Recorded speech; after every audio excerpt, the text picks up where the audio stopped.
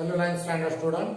Today we are going to solve the exercise problem set 5.5 of a 9th class lesson quadrilateral. I read the question number 1. Question number 1. I read it. In the figure, point X, Y, Z are the midpoint of the side AB, BC and AC. These are the three, X, Y, Z is the 3 midpoints of the triangle ABC. Then AB is equal to 5 cm, AC is equal to 9 and BC is equal to 11 cm. Find the length of the XY, YZ and XZ. So firstly we observe the diagram. This is our triangle. Then this is triangle ABC and XYZ are the midpoints. X is the midpoint of the AB, Y is the midpoint of the BC and AC midpoint is the Z. Then by joining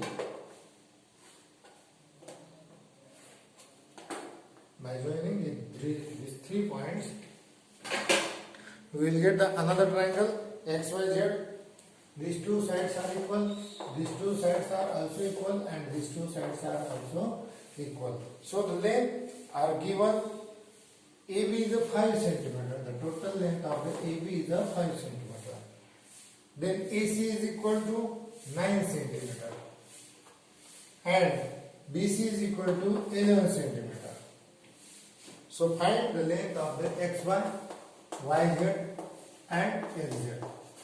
We want to find out this length. So here we are using firstly total given AB is equal to 5 cm. Then BC is equal to 11 cm and AC is equal to 9 cm. That is the given. Then in triangle ABC, X, Y and Z are the midpoints.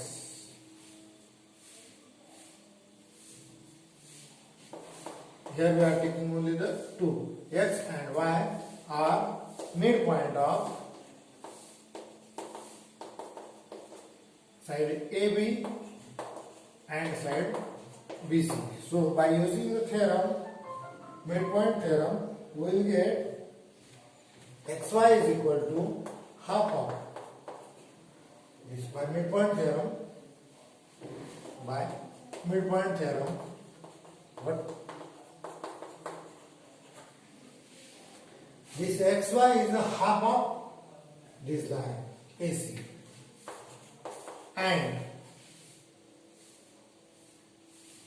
by putting the value of AC, that is the 9, so we will get the XY is equal to 4.5 centimeter. So we will get the XY. Then again by using the second theorem, the second part, again by midpoint theorem, XZ is equal to, here for which BC is a triangle ABC, Y and Z are midpoint of BC and AC respectively.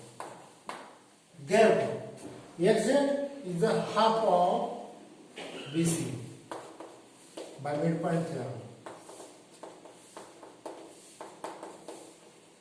Therefore, by putting the value of BC, what is the? It is 11. Therefore, XZ is equal to 5.5 centimeter. We get the second side. Then, third. Similarly, by midpoint theorem, we can say that the YZ is equal to half of AB. YZ is equal to half of AB. By putting the value of AB, we will get it is 2.5 centimeter. YZ is equal to 2.5. So we will find out the three sides of this triangle. So we solve the question number 1.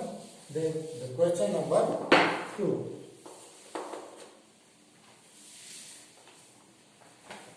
Here we firstly draw the diagram of a rectangle PQRS.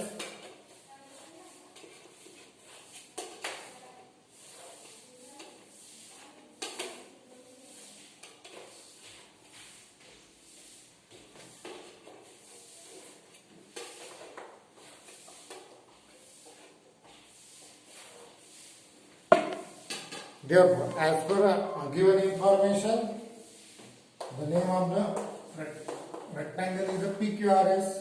Then, in PQRS, what will be given? The another rectangle is also given. That name is the LMNR. And in rectangle LMNR, both are rectangle. Both are the rectangle. Then M is the midpoint. M is midpoint. Midpoint of SQ. Midpoint of the PR. SQ as well as the PR. Then prove that first SN is equal to LR. And secondly prove that LN is the half of SQ. So in the solution, we start to solve it. First, in LMNR, this LM is parallel to the RN side because the opposite sides of the rectangle. What is the reason? Opposite side of rectangle are parallel.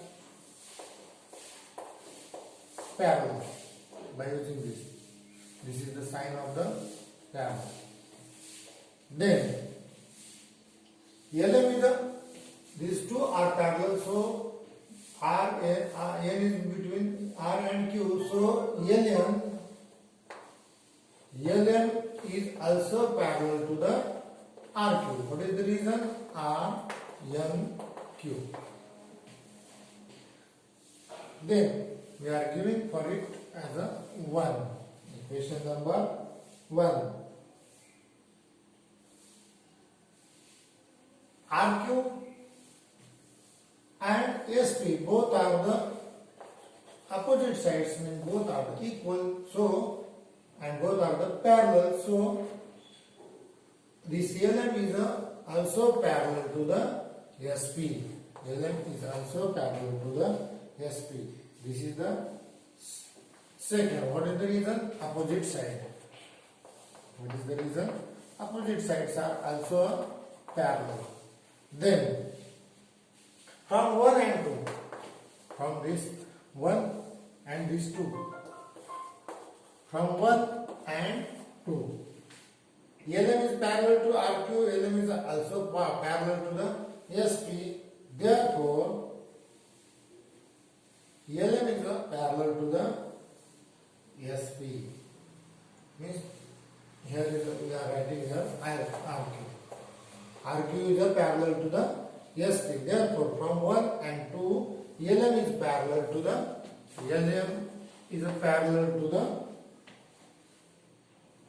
SP. From 1 and 2. Then L is the midpoint of the SR. L is midpoint of SR. It is given. L is the midpoint of the SR, that is the given, or by the converse of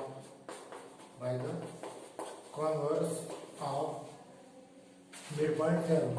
Midpoint theorem tells that it is the from this side, this L is the midpoint. Therefore, SL is equal to the LR. Therefore, SL is equal to the LR. That proved.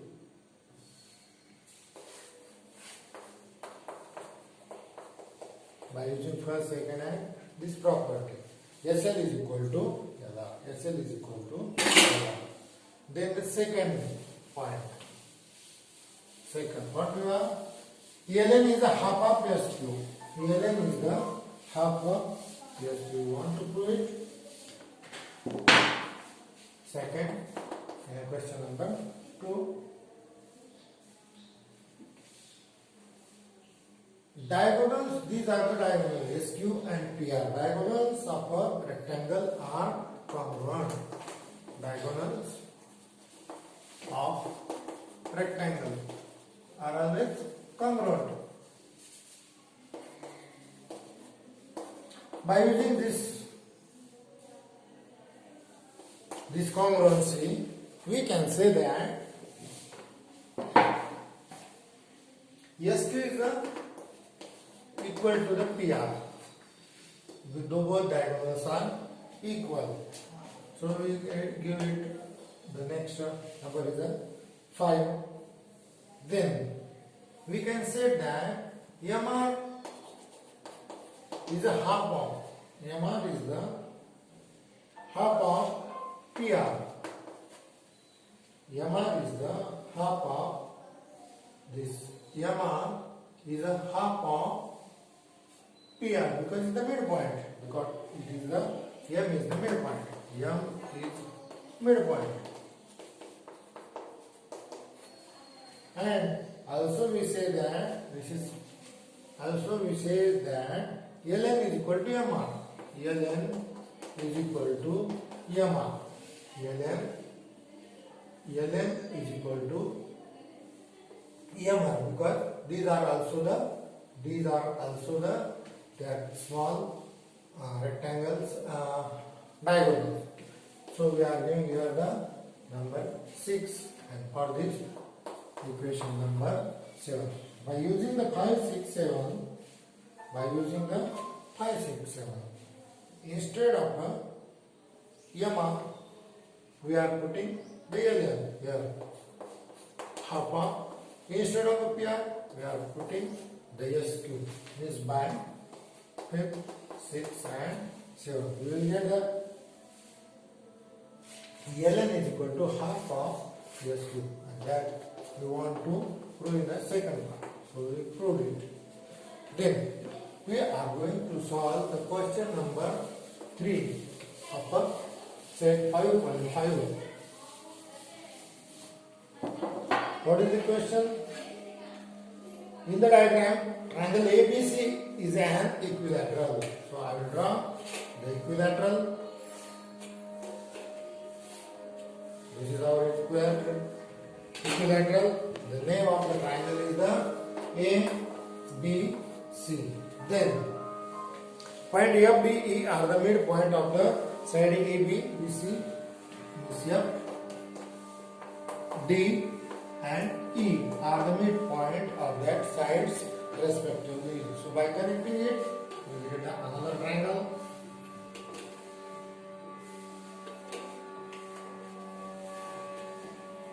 Then we will start what we want to prove. Then show that triangle FPD is the new form, this small triangle is equilateral triangle. So we start the proof. To prove it by using in triangle, big triangle ABC, Which are the midpoint? F and E. F and E are the midpoint whose AB, midpoint of side AB and AC respectively. Therefore, by using the midpoint theorem, we will get length of FE is a half of the third side, that is the BC. Half of BC. What is the reason? Midpoint theorem. And we will use this is the equation number 1. Means F is equal to half of BC, equation number 1. In similar way, in triangle ABC, D and E are midpoint of which side? BC and AC. BC and AC. So we can say that D is the half of the remaining side AB. The same reason, midpoint theorem. This is the equation number 2.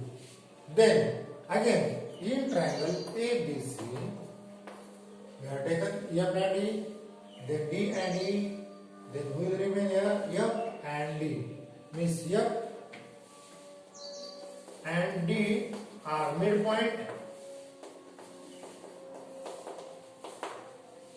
of AB and BC, of side AB and BC. Therefore, we can say that the FD is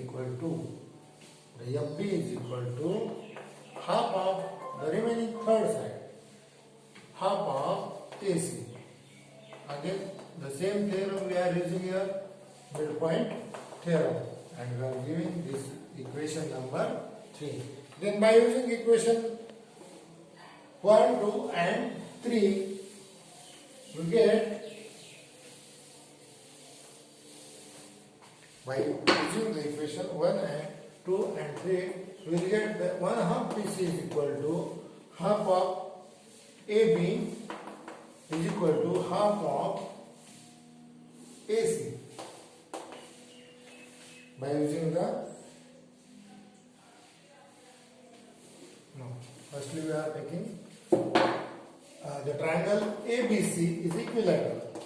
Triangle ABC is equilateral, means their sides are equal, means AB is equal to BC is equal to AC. Then we will divide all sides by 2. So it is a half of AB, also it is a half of BC, and it is half of AC. But half of AB we are finding from equation 1, half of BC is we are also finding out from the equation number 2. Therefore, we can say that half of AB is FE, half of BC is equal to D, and half of AC is equal to FD from equation 1, 2 and 3. So, these three sides are also equal. Therefore, the triangle FED, is equilateral because its all sides are equilateral triangle. So we proved it. This is our proof. So we solved the question number 3. Then the question number 4. We are solving the question number 4. What is that question? In the figure, segment PD is the median of the triangle PQR. So we are drawing the triangle PQR first. Triangle PQR. We have to draw the triangle PQR. Then this is our triangle PQR. Then what said? In the figure, segment PD is the median of the segment PD. Segment PD, that is the median, is D is the midpoint of the QR. This is the median. So it will make the two parts of that segment. Point T is the midpoint of the PD. T is the midpoint of this PD. QT is produced intersects as, means if you pass this segment from Q, it will pass through the T and meets at the point M. Therefore, QT is a produced intersect PR at point M. Show that PM upon PR is equal to 1 as to 3. 1 upon 3. Hint is given there. Draw the DN parallel to the QM. DN parallel to the QM. Draw the DN parallel to the QM. So we will get the point of intersection here. This is the construction that hint is given. So by constructing the solution, we start. First we will make the construction. What is the construction? Draw the DN parallel to the QM such that M is in between M and R. Then our proof started. We write this proof here. So in triangle PQN, PDN, where is that? PDN means this triangle, the shaded part. In triangle PDN, T is the midpoint. T is midpoint. So by using and line TM is parallel to the DN and line TM is parallel to the DN, means by construction. Therefore, by converse of the midpoint, by converse of midpoint theorem, by converse of the midpoint theorem. What the theorem tells? M is the midpoint of the M means by using the converse. These are the parallel. So by using the converse theorem, M is the midpoint of the PM. M is midpoint of side PM. Then we can say that PM is equal to MM. PM is equal to M. By using the converse of the midpoint theorem, we are giving this as equation number 1. Then in triangle QRM, this QRM means this another shaded part, this part. Okay. In that, D is the midpoint of the QR, that is given. D is the midpoint of QR, that is given. D is the midpoint of the QR, that is given. So by using again converse of the midpoint theorem,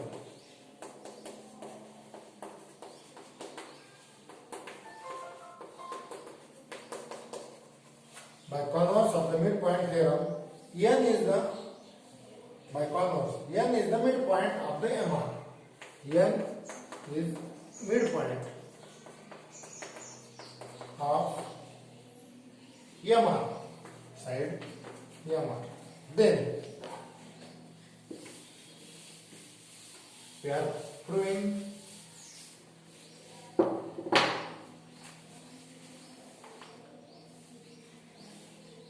N is the midpoint of this MR. Therefore, Mn is equal to Nr. Mn is equal to what? Nr. That is suppose that is equation number 2. Therefore, we can say that from 1 and 2, Pm is equal to Mn is equal to Nr. Pm is equal to Nm is equal to Nr. From 1 and 2. Then, means we are using the converse of, in this proof, we are using the converse of theorem. Therefore, we say that the PR is the sum of the Pm, Mn and Nr. Pm plus Mn plus Nr. But these three sides, P, M, N, R, means M and N are in between P and R. But these three sides are proved from equation 1 and 2. These three sides are equal. Therefore, instead of Mn, we are taking the Pm, and instead of Nr, we are taking the Pm. So, by summing it, we will get the 3 times the Pm. Therefore, Pr is equal to 3 into Pm. So, by transferring this, suppose here is the 1. If no coefficient is not present, that is the 1. So, by transferring this Pr on that side, it will get divided, and here 1 is remain and 3 also get divided here. Means by dividing here by 3 and by dividing here by Pr, we will get the Pm upon Pr is equal to 1 upon 3 that we want to prove. So we proved it. So we are completing the total exercise in lesson number 5. The problem set you will solve as a homework. Thank you.